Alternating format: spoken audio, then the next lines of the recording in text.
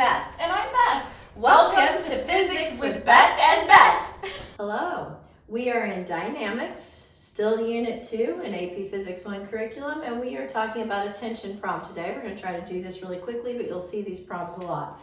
I have this problem over here. I'm going to move over. And I have a sign that's 500 kilograms. It's hanging from tension in T1 and tension in T2. And they tell us that both of these angles are 30 degrees. In other words, they're equal angles, so they're going to be equal tension, same length of string, same angle, and they're going to be the same tension. T1 is going to equal T2. That's one of the concepts you need to recognize there, that T1 and T2 are the same tension because they have the same angle. Now, they also may give you this angle in your problem and say this is 60 degrees. Okay, 60 plus 30 is 90. So if they give you this 60-degree angle, you can still do the problem the way I'm doing it. You would just want to take 90, because this whole thing is 90, minus 60, and you would get that that's the 30-degree angle. So however they give you the angle, you can still do it the way I'm doing it. All right, so now we're going to do free body diagrams. First thing we always do on a dynamics, I have a T1 here and I have a T2 here.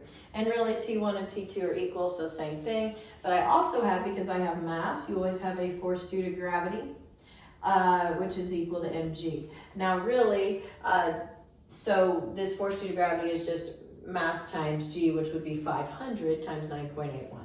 All right, perfect. And I'm getting a little sloppy with my vector signs. There we go. All right, now we need to do this problem. We want to sum the forces in the y, because we know our force due to gravity already. But here's the deal. I'm going to blow this up. You never put it on your free body diagram, your components, but these two are not all in the x, the horizontal direction, nor are they all in the vertical. They each have a horizontal component and a vertical. If I have T2 here, this is T2. It has a vertical component that I'm going to call the y component, and it has an x component that I'm going to call the x, a horizontal component, and I'm going to call that x. And that angle's 30 degrees. Well, so does T1. T1 has the same thing. Here's my T1. It has that vertical component in the y, and it has a horizontal component that I'm going to call Tx. Now look, these are the same. They should have been the same length if I would have done that correctly, drawn it correctly, which I didn't, but anyway, pretend they're the same. These are in opposite directions, so they cancel each other out, but both of the y components are north, so they are both up. So if I'm going to sum my forces in the y, and that equals mass times acceleration in the y, I'm going to have this force of T2, I'm going to have this force of T1, which they're equal because tensions are equal. All right, so those two are equal, but I've got two up and I've got one force down, force due to gravity. So if I'm going to sum these up in the y direction, I have tension in the y plus another tension in the y. That's those two, from this one up and this one up. And I have a minus or a negative force due to gravity that's down from the sign.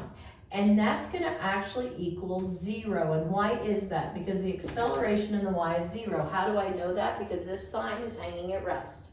So I have no acceleration, so these three are going to equal 0. So since we know that tensions are the same, I'm going to put 2t, two tensions in the y direction, the vertical direction, plus a negative, and I'm going to take force due to gravity and make that mg here equal 0. Now, why do I do that plus minus? If that bothers you, you can just make a negative sign, but it's always reminding me that this sum of forces means you're adding all your forces, but you have to remember direction. If it's down, it's negative. I'm going to add that over, and I'm going to say, hey, my two tensions in the y equal mass times g. Well, I didn't ask. This is not asking for tension in the y direction only. This problem will be asking for the tension in the entire chain. That means the hypotenuse. So we don't want just the tension in the y. We want the whole tension along the hypotenuse. So how are we going to get that? I'm going to go right down here below this one, and I'm going to say, hey, this tension in the y is adjacent to that angle. It's adjacent, meaning cosine.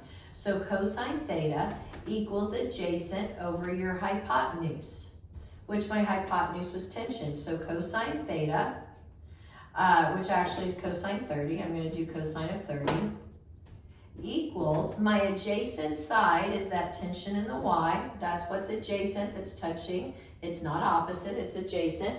And then my hypotenuse is the total tension.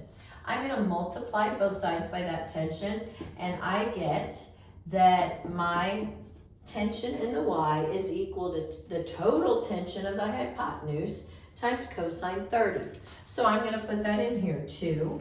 I have tension cosine 30 equals mg. Now why 2 again? Because remember, I have two vertical forces, one from tension 1 and one from tension 2. And they're both, again, this one's adjacent to the angle, so they're both cosine 30 equals that tension in the y over tension. Perfect. I put that in.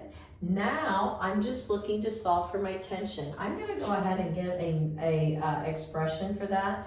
I'm going to divide by 2, and I'm going to divide by cosine 30. So I have mg, I'm dividing both sides by 2. I'm dividing both sides by cosine 30 to get an expression. Now I know my mass is 500. I know g is 9.81, and I know cosine of 30, and I'm going to make sure that calculator is in degrees, not radians. I'm just going to write this out again. Over 2 times cosine 30. And you know, we've talked about this. You may be using 10 here. That's fine. I just am an engineer and like the extra sig figs. So what I get for my tension is 2,830 newtons. And that is how you do this tension problem. Thank you for watching, and happy physicsing.